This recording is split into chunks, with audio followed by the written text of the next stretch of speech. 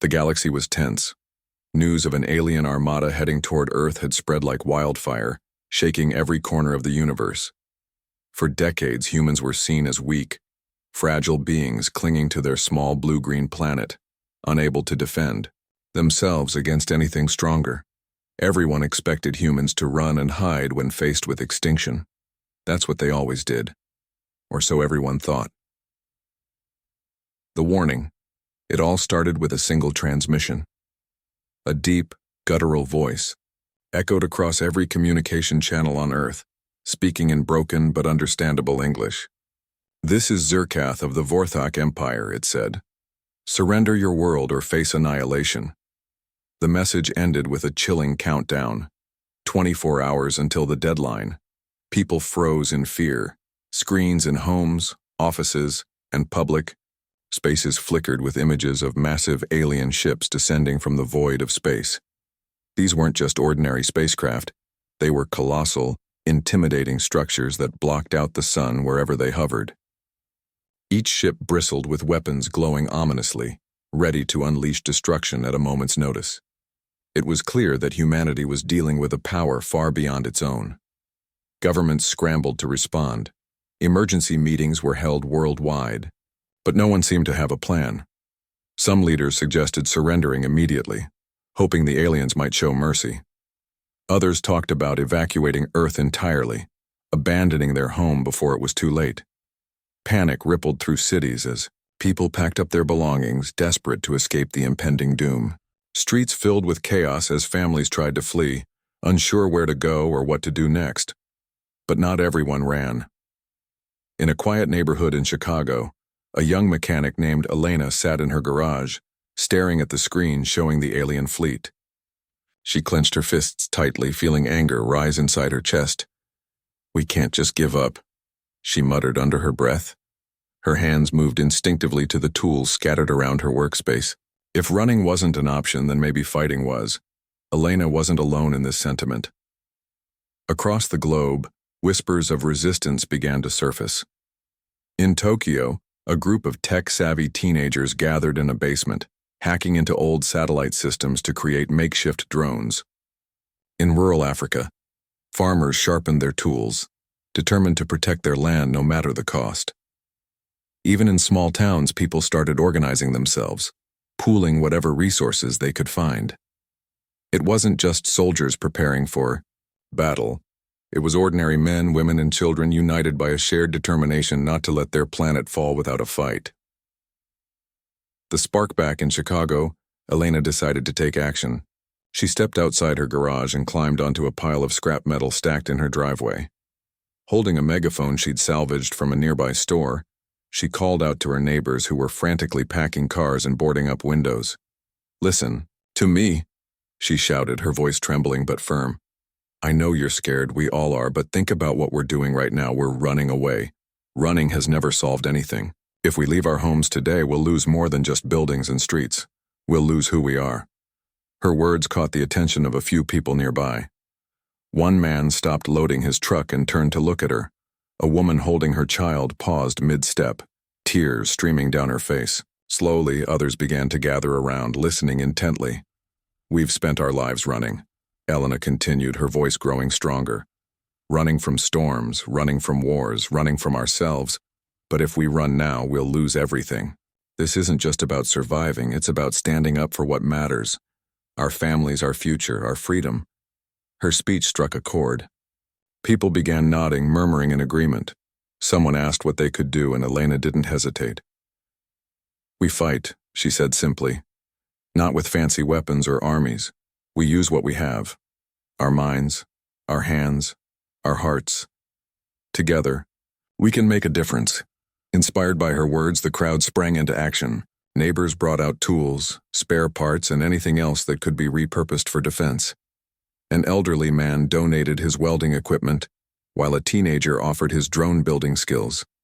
By nightfall, Elena's garage had transformed into a bustling workshop filled with people working side by side.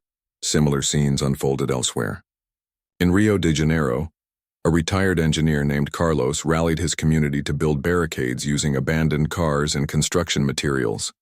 In Sydney, A group of surfers modified their boats into patrol vessels, ready to intercept any invaders approaching from the sea.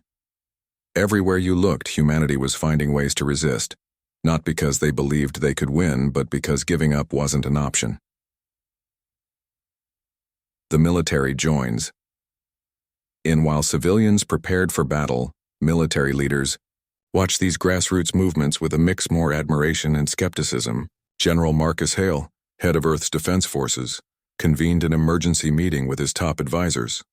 Maps of Earth covered the walls, dotted with markers indicating where civilian resistance groups had formed.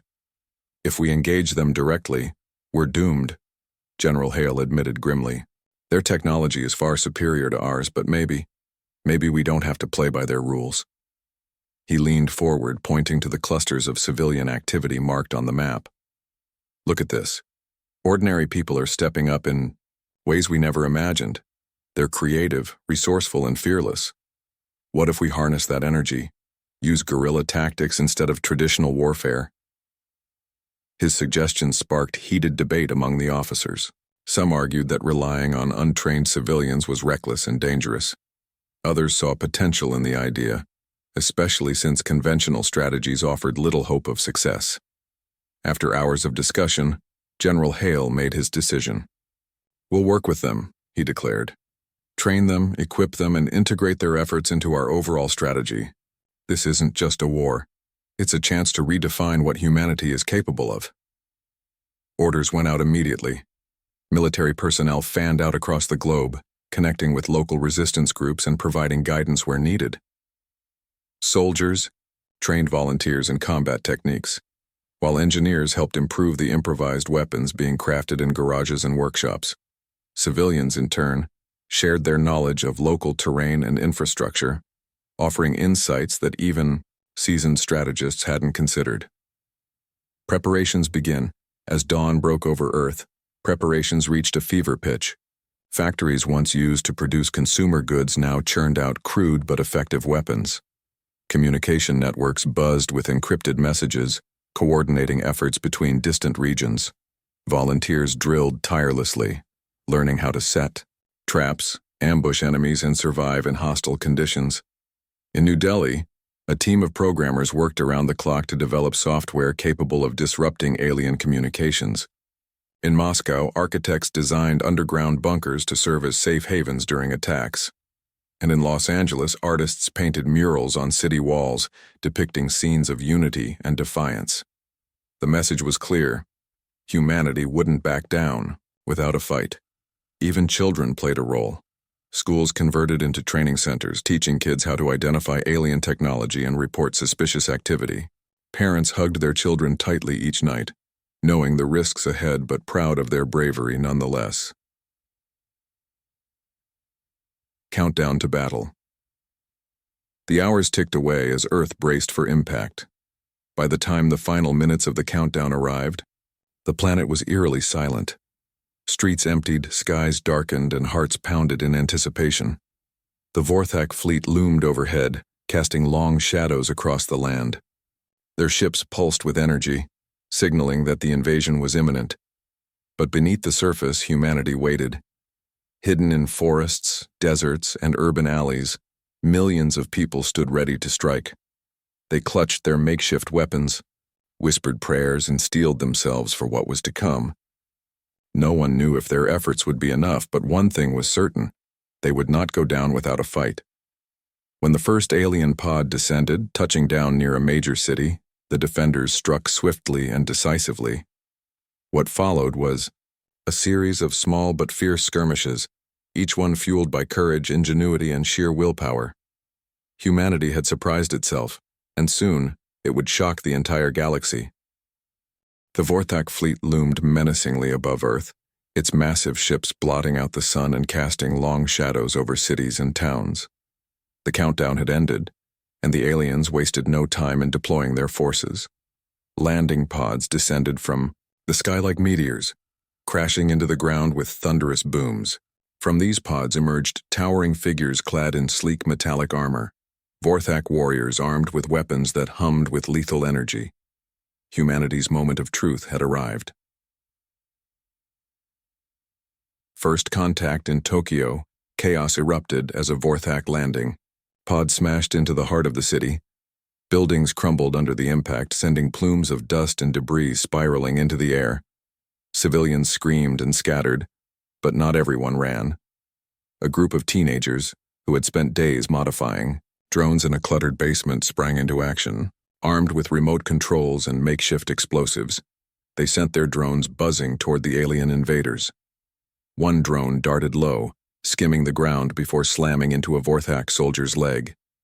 The explosion was small but effective, causing the alien to stumble. Encouraged by this success, the teens launched another drone, this one carrying a net made from repurposed fishing gear. The net tangled around the alien's weapon, rendering it temporarily useless. Though the Vorthak quickly recovered and destroyed the drones with a blast of energy, the delay gave nearby civilians enough time to escape. Across the globe, similar acts of bravery unfolded. In Rio de Janeiro, Carlos and his team of volunteers used their barricades to funnel the aliens into narrow streets where they could be ambushed. Farmers in rural Africa drove tractors rigged with explosives straight at the invaders, sacrificing their vehicles and sometimes their lives to slow the advance. Each skirmish was small, but collectively they inflicted damage on the Vorthak and disrupted their plans. General Marcus Hale monitored the battles from command headquarters, his eyes glued to screens displaying real-time footage from various fronts. "They're doing it," he murmured, shaking his head in disbelief. "They're actually holding their own." He turned to his staff, his voice filled with admiration. "These people aren't just fighting, they're adapting. Every setback becomes an opportunity. This isn't resistance, it's evolution." Inspired by the resilience of the civilian forces, Hale issued new orders. Elite strike teams would target key points in the Vorthak formation, while guerrilla units kept the invaders distracted. It was a risky strategy, but humanity had no other choice. As the battle raged on, stories of heroism began to emerge, stories that would inspire millions and galvanize the global effort. Elena's gamble in Chicago. Elena stood atop a rooftop overlooking the city, her heart pounding as she watched a Vorthak patrol march down the street below. She clutched a crude device in her hands, a modified EMP generator cobbled together from scrap electronics. If it worked, it could disable the aliens' weapons for a short period. If it didn't, well, she didn't want to think about that. "All right, team," she whispered into her communicator. "On my mark." Around her, a dozen volunteers crouched behind cover, armed with everything from baseball bats to plasma rifles scavenged from earlier battles. They were outnumbered and outgunned, but none of them hesitated. Elena activated the EMP generator and hurled it toward the patrol. A blinding flash of light engulfed the area, followed by silence. The Vorthak froze, their weapons sparking and sputtering as the electromagnetic pulse disrupted their systems. Seizing the moment, Elena and her team charged forward, striking with precision and ferocity. The fight was brutal and chaotic. One volunteer fell, struck by a stray bolt of alien energy, but others quickly took his place. Elena swung a wrench, with surprising strength, smashing it against a Vorthak helmet. The alien staggered, giving her just enough time to grab a fallen rifle and fire. The shot hit its mark and the creature collapsed. Breathing heavily, Elena scanned the scene. Her team had won, but the victory came at a cost. 2 volunteers lay injured, and another was missing, likely captured by the enemy. Still, they had proven something invaluable. Humans could stand toe-to-toe with the Vorthak and win. Dr. Khan's discovery. Meanwhile, in Cairo, Dr. Samira Khan led a team of archaeologists turned soldiers through ancient underground tunnels. These tunnels, hidden beneath the sands of Egypt, had been forgotten for centuries until now. Using maps and blueprints recovered from dusty archives, Samira had identified a route that led directly to the Vorthak command center buried deep within the city. "This is insane," muttered one of her team members, a young historian named Ahmed, as they navigated the dark passageways. "We're not soldiers, we're scholars." "And yet here we are," Samira replied, her voice steady despite the danger. History teaches us that survival often depends on taking risks. Today, we write our own chapter. The journey was treacherous. The tunnels were narrow and unstable, forcing them to crawl on their hands and knees at times. At one point, they encountered a patrol of Vorthak drones guarding a junction. Thinking quickly, Samira instructed her team to use mirrors salvaged from their equipment to reflect light and confuse the drones. The tactic worked, allowing them to slip past undetected. Finally, after hours of crawling and climbing, they reached their destination. A cavernous chamber housing the Vorthak command hub. Alien symbols glowed on walls lined with pulsating machinery, and wires snaked across the floor like veins. Samira's eyes sparkled with excitement as she examined the setup. "We can do this," she said, pulling out a tablet loaded with hacking software developed by programmers in New Delhi. "If we disrupt their power grid, we'll cripple their operations." Working quickly, the team planted explosives at strategic points throughout the chamber. Samira typed furiously on her tablet, bypassing layers of alien security protocols. Sweat dripped down her face as she worked, knowing that any mistake could trigger an alarm. When the charges were set, Samira gave the signal. Her team retreated to a safe distance and she pressed the detonator. A deafening roar shook the tunnel as the explosives detonated, sending shockwaves through the Vorthak system. Lights flickered and died, plunging the command center into darkness. Above ground, the effects were immediate. Vorthak forces faltered, their coordination disrupted by the sudden loss of communication. A unified front back at command headquarters, General Hale watched the unfolding events with growing confidence. Reports poured in from every corner of the globe, detailing successful ambushes, sabotaged supply lines, and crippled alien technology. Humanity's defenders were proving to be far more resourceful than anyone, including the Vorthak, had anticipated. Hale addressed his officers, his tone resolute. "This is our chance," he said. "The Vorthak are vulnerable. We hit them hard and we hit them fast. Coordinate with all available forces, military and civilian alike. Make sure they know we're not backing down." As orders went out, humanity rallied. Soldiers and civilians fought side by side, their combined efforts turning the tide of battle. In Sydney, surfers turned patrolmen intercepted a convoy of alien reinforcements attempting to dock along the coast. In Moscow, architects converted subway tunnels into traps, luring Vorthak squads into ambushes. Even children played crucial roles, using their knowledge of local terrain to guide adults to hidden paths and escape routes. By the end of the day, the Vorthak advance had been significantly slowed. Their once imposing fleet now looked less invincible, its ships battered and scarred from relentless attacks. For the first time since their arrival, doubt crept into the minds of the invaders. A glimmer of hope as night fell over Earth. The planet remained engulfed in conflict. Fires burned in cities and smoke choked the air. Yet amidst the destruction, there was a sense of hope, a belief that humanity might actually prevail. People gathered in shelters, sharing stories of bravery and resilience. Families prayed for loved ones on the front lines, clinging to faith and determination. In Chicago, Elena patched up her wounds and prepared for another day of fighting. In Cairo, Samira emerged from the tunnels, her body weary, but her spirit unbroken. And in command, headquarters, General Hale plotted the next phase of the counterattack, knowing that humanity's greatest test still lay ahead. The battle for Earth raged on, with humanity's defenders pushing back against the Vorthak invaders in ways no one had anticipated. The aliens, who had arrived expecting an easy victory, found themselves struggling to maintain control. Each skirmish revealed new tactics and innovations from humans, ordinary people fighting not just with weapons but with creativity, courage, and sheer willpower. But the war was far from over. The Vorthak still held the advantage in numbers and technology, and they were determined to crush this unexpected resistance. The Battle of Cairo and Cairo, chaos erupted as the effects of Dr. Samira Khan's sabotage rippled through the city. The destruction of the Vorthak command center had left their forces disoriented, but it also provoked a furious response.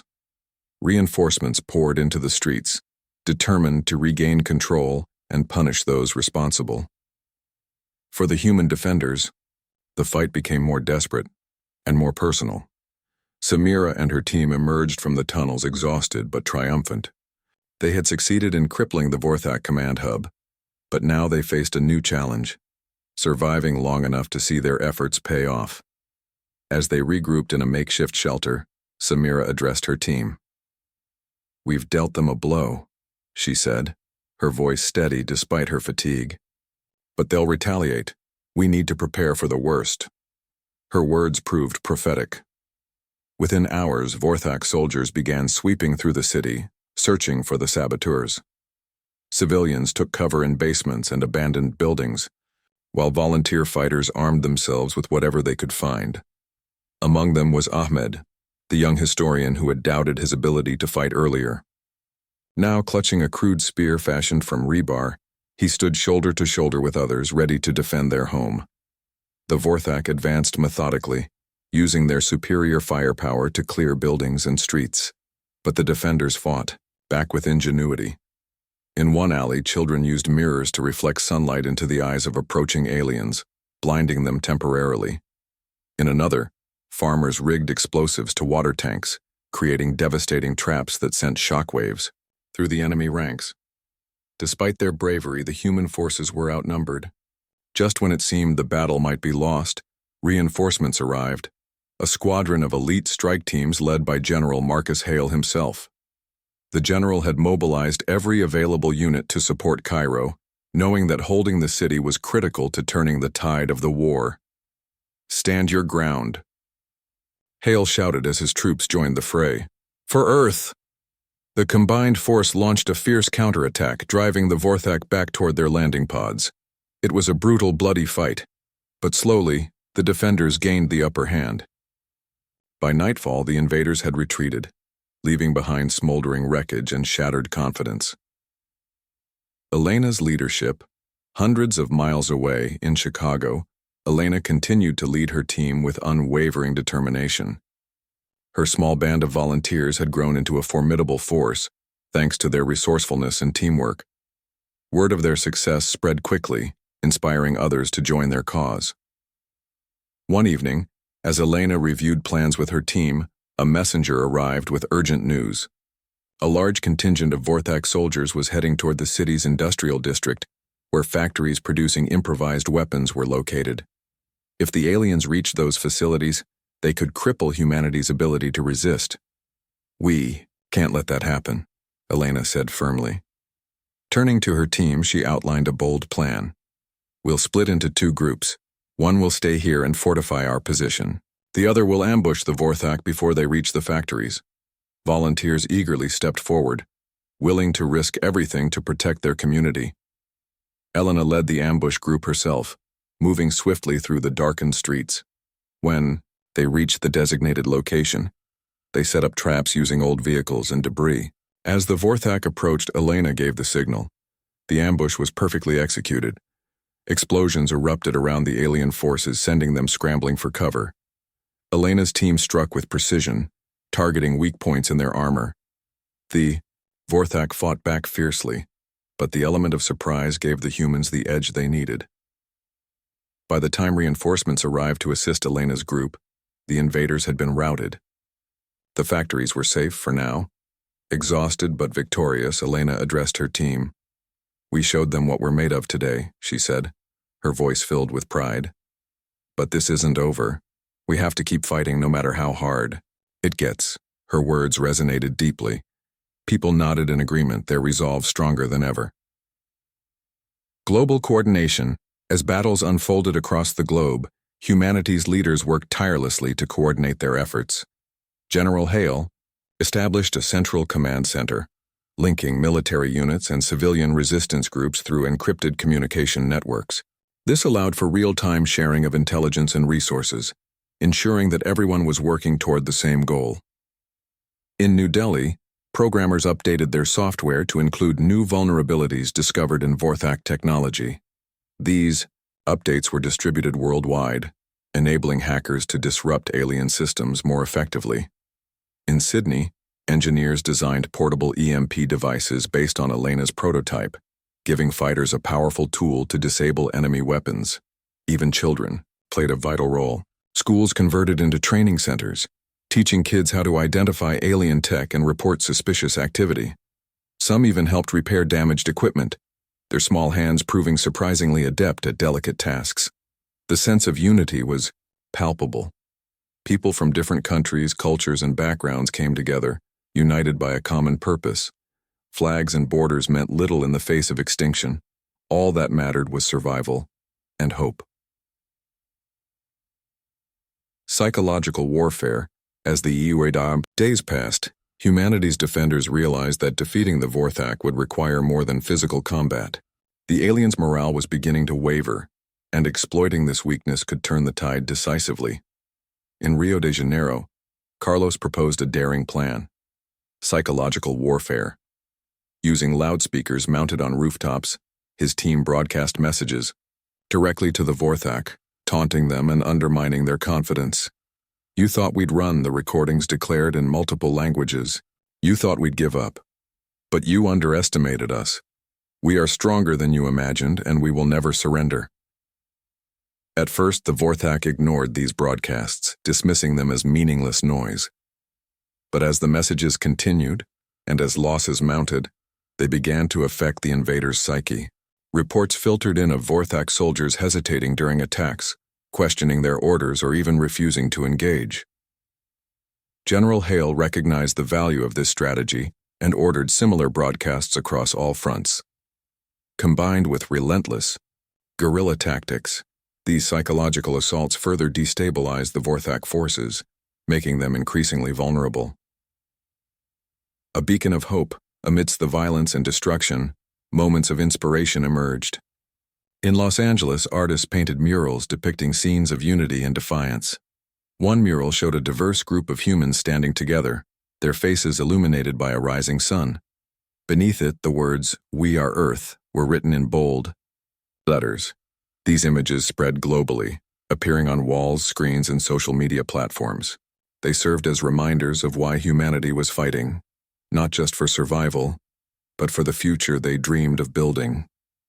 In shelters and bunkers, families gathered around radios, listening to stories of heroism and resilience. Parents told their children tales of brave men and women standing up to impossible odds. Even in the darkest moments, there was a glimmer of hope, a belief that humanity could prevail. Preparing for the final push. As the initial wave of battles subsided, humanity prepared for the next phase of the war. Factories churned out improved versions of improvised weapons, while engineers worked on developing new technologies to counter the Vorthak's advantages. Military strategists analyzed data from recent engagements, identifying patterns and weaknesses that could be exploited.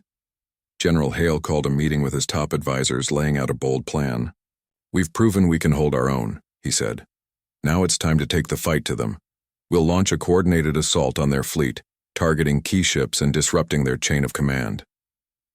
It was a risky strategy, but one that offered the best chance of victory.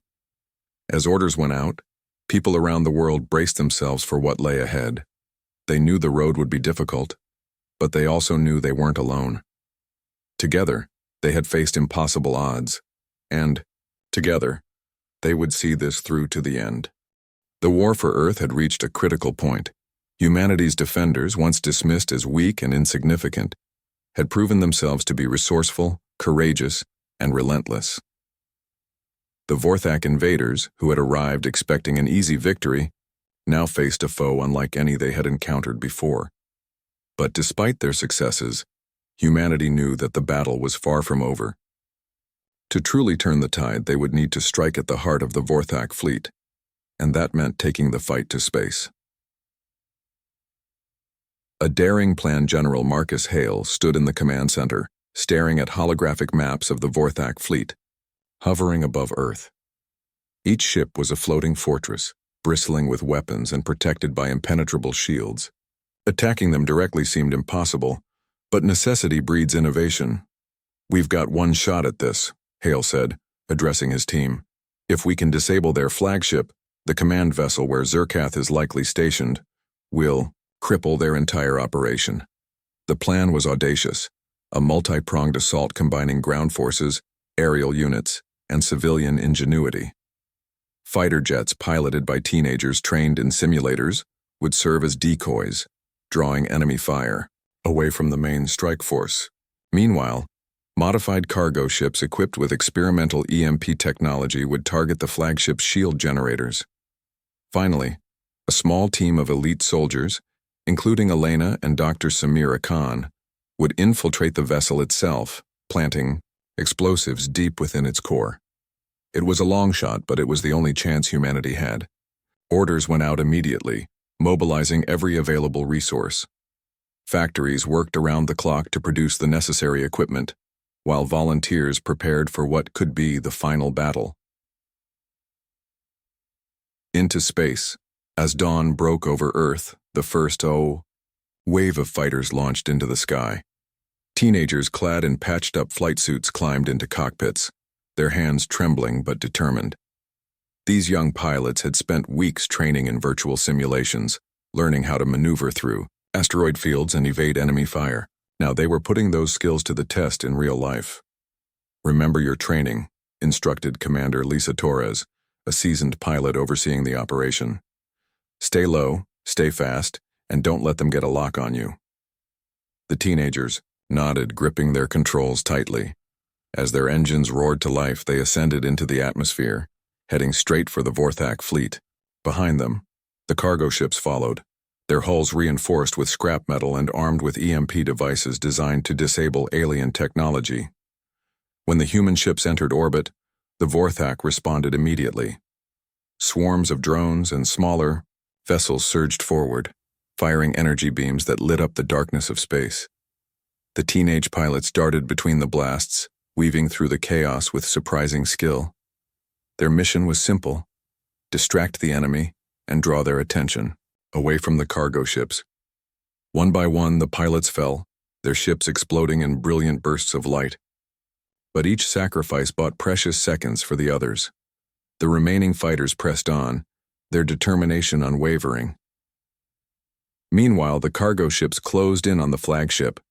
Activating their EMP devices, they unleashed waves of electromagnetic energy that temporarily disabled the ship's shields.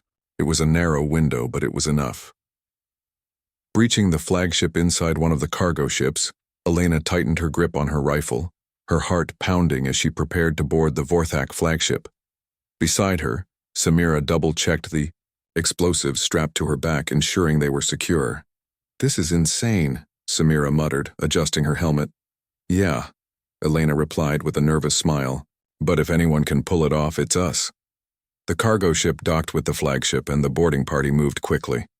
Using tools repurposed from welding equipment, they cut through the thick metal doors blocking their path. Inside, the corridors were dimly lit and eerily silent, the hum of alien machinery filling the air. The team split into pairs, moving cautiously through the labyrinthine structure. They encountered resistance almost immediately. Vorthak soldiers patrolling, the halls, their glowing weapons ready to fire. Elena and Samira took cover behind a console, exchanging tense glances. "On my mark," Elena whispered, raising her weapon. She counted down silently with her fingers, then sprang out from behind the console, firing a burst of plasma bolts at the nearest alien. Samira followed close behind, tossing a makeshift grenade that sent two more Vorthak sprawling. The team pushed forward, navigating deeper into the ship. Along the way, they discovered something unexpected: prisoners. Dozens of humans captured during earlier battles were being held in containment cells, their faces gaunt but hopeful when they saw their rescuers. "We don't have time to free everyone," Elena said regretfully. "But we'll come back for you, I promise." The prisoners nodded, understanding the urgency of the mission. With renewed resolve, the team pressed on, finally reaching the flagship's reactor core. Planting the explosives, Samira knelt beside the reactor, her hands steady as she attached the explosives. "This will take out the entire ship," she explained. "But we need to set the timer carefully. If it goes off too soon, we won't have time to escape." Elena kept watch, her rifle trained on the entrance. "How long do we have?" 10 minutes max," Samira replied. typing furiously on a tablet to sync the detonation sequence. As soon as the explosives were in place, the team began retracing their steps. But the Vorthak were waiting for them. Reinforcements poured into the corridor, cutting off their retreat. "We're not getting out that way," Elena said grimly, scanning the area for alternatives. "There," Samira pointed to a maintenance hatch overhead. Working together, the team hoisted each other up into the ventilation shafts. Crawling on their hands and knees, they navigated the narrow passages, dodging patrols and avoiding detection. Finally, they reached an external airlock. Bursting through the hatch, they found themselves face to face with a squadron of Vorthak drones guarding the exit.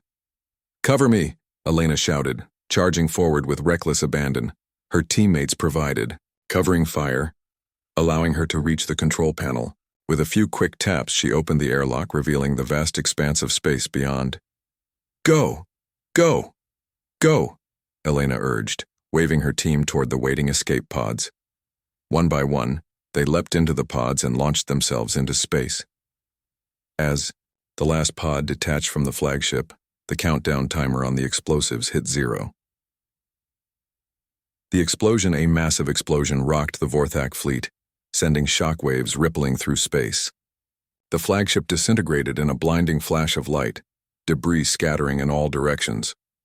The remaining ships faltered, their systems disrupted by the sudden loss of their command hub. On Earth, people watched the spectacle unfold on screens and telescopes, their hearts swelling with pride and relief. Cheers erupted in cities and towns as the truth became clear. Humanity had struck a decisive blow against the invaders. In orbit, the surviving pilots and crew members celebrated their victory, tears streaming down their faces. They had lost friends and comrades, but their sacrifices had not been in vain. Together they had achieved the impossible. A moment of reflection. Back on Earth, General Hale stood on a hill overlooking the battlefield, watching as the remnants of the Vorthak fleet retreated into the void. He felt a mix of emotions, pride, sorrow, and awe. Humanity had risen to the occasion, proving itself capable of greatness even in the face of overwhelming odds. But he knew the war wasn't truly over yet. The Vorthak might return, stronger and angrier than before. And there were still countless challenges ahead as Earth began the long process of rebuilding. Still, for now, there was hope. Hope that humanity's resilience and unity could carry them through whatever came next.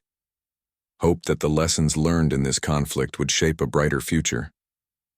As the sun rose over a battered but unbroken planet, Hale whispered quietly to himself, "We did it. Against all odds, we did it." The destruction of the Vorthak flagship marked a turning point in the war. With their command vessel obliterated, the invaders' remaining ships faltered, their coordination crumbling into chaos. For humanity, it was a moment of triumph, but also a sobering reminder that the cost of victory had been immense. Cities lay in ruins, families were torn apart, and countless lives had been lost. Yet amidst the devastation, there was a glimmer of hope. The galaxy had underestimated humanity, and now they would never make that mistake again. The aftermath on Earth. The survivors emerged from shelters and bunkers, blinking in the sunlight as if seeing their world for the first time. Smoke still rose from smoldering buildings, and the air carried the acrid scent of burnt metal and ash. But despite the scars, life began to stir once more. In Chicago, Elena stood on a rooftop overlooking the city, her face streaked with dirt and exhaustion. Around her, volunteers worked tirelessly to clear debris and tend to the wounded. Children played cautiously among the rubble, their laughter mingling with the sound of hammers and drills. It was a fragile kind of peace, but it was enough, for now. Elena's thoughts drifted to those who hadn't made it, the friends and comrades who had given everything to protect their home. She clenched her fists tightly, vowing silently to honor their sacrifices by rebuilding what had been lost. Across the globe, similar scenes unfolded. In Cairo, Samira Khan led efforts to restore power and communications, using knowledge gained during her time in the underground tunnels. In Tokyo, the teenagers who had fought valiantly with drones began repairing damaged infrastructure, their youthful energy undiminished by the horrors they had witnessed. Even in remote villages, people came together to heal and rebuild, sharing food, tools, and stories of survival. General Marcus Hale toured the affected areas, meeting with local leaders and offering words of encouragement. "We've proven we can stand against anything," he told a crowd gathered in Rio de Janeiro. "But this isn't just about surviving, it's about thriving. Let's build a future worthy of the sacrifices made today." His words resonated, deeply inspiring communities to come together in ways no one had imagined possible before the invasion. Flags and borders mattered less now. What united humanity was a shared determination to rise stronger than ever. Zerkath's defeat, meanwhile.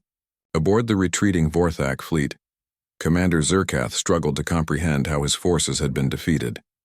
He paced the bridge of his secondary command ship, his metallic armor gleaming under the dim red lights. His subordinates avoided, his gaze knowing better than to speak unless spoken to. "This wasn't supposed to happen," Zerkath growled, slamming his fist against a console. "They were primitives, weak, divided, insignificant. How could they have resisted us?" One of his officers hesitated before speaking. "Their tactics, they were unpredictable. They adapted faster than we anticipated. And their resolve..." The officer trailed off, unable to find the right words. Zerkath snarled, his glowing eyes narrowing. "Resolve means nothing without strength. We are the superior race. This failure is unacceptable." Despite his anger, Zerkath knew he couldn't afford another defeat. Earth's defenders had proven themselves too dangerous to underestimate. Reluctantly, he transmitted a message to his superiors, requesting reinforcements and guidance. But, deep down, he feared it might already be too late. Humanity had changed the rules of engagement, and the Vorthak Empire would need to adapt or risk annihilation. A new era's weeks turned into months. Earth began to recover. Governments collaborated, like never before, pooling resources and expertise to address the planet's needs. Factories reopened, schools resumed classes, and fields once scorched by alien weapons sprouted new crops. But perhaps the most profound change was in the way people viewed themselves. No longer did they see humanity as weak or divided. Instead, they recognized their potential for unity, creativity, and resilience. Artists captured this transformation in murals and sculptures, depicting scenes of ordinary people standing shoulder to shoulder against impossible odds. Writers penned books and poems celebrating acts of bravery and sacrifice. Musicians composed songs that echoed through streets and towns, reminding everyone of what they had overcome. In New Delhi, programmers continued refining their software, ensuring humanity would never be caught unprepared again.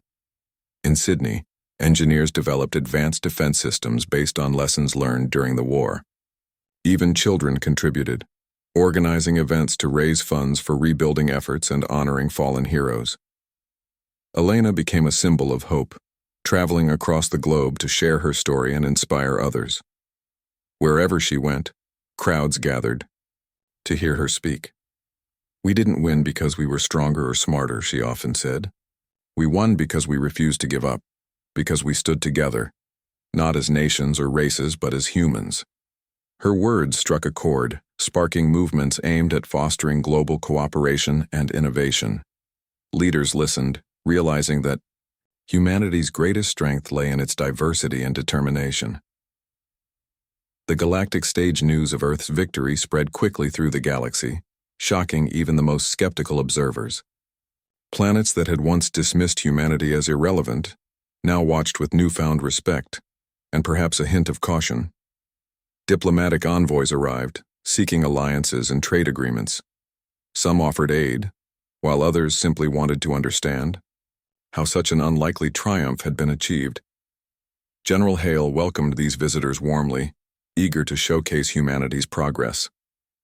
"We're not perfect," he admitted during a press conference, "but we're learning, and we're ready to take our place among the stars, as equals." Not everyone was pleased by this development. Certain factions within the galaxy viewed Earth's rise as a threat, fearing that humanity's unpredictability could disrupt existing power structures. Whispers of sabotage and espionage began to circulate, prompting Earth's leaders to remain vigilant. Still, the overwhelming response was positive. Humanity's defiance had inspired others to question their own limitations and strive for greater heights. Across the cosmos, oppressed peoples looked to Earth as proof that resistance was possible, even against seemingly insurmountable odds. Looking ahead, as the first anniversary of the invasion approached, Earth prepared to commemorate the occasion. Monuments were erected in cities around the world, honoring those who had fought and died. Schools held assemblies where students recited speeches and performed plays about the war. Families gathered to remember loved ones, finding solace in shared memories and renewed purpose. In Chicago, Elena joined a ceremony unveiling a statue dedicated to civilian heroes. The figure depicted a woman holding a wrench in one hand and a child in the other, a nod to the ingenuity and compassion that had defined humanity's struggle. As she stood before the crowd, Elena felt a swell of pride mixed with humility. "We've come so far," she said, her voice steady yet emotional. "But this isn't the end of our journey. It's just the beginning. Let's keep building, keep dreaming, and keep fighting for ourselves, for each other, and for the generations to come." Her words were met with thunderous applause, echoing across the city and beyond. A legacy of courage.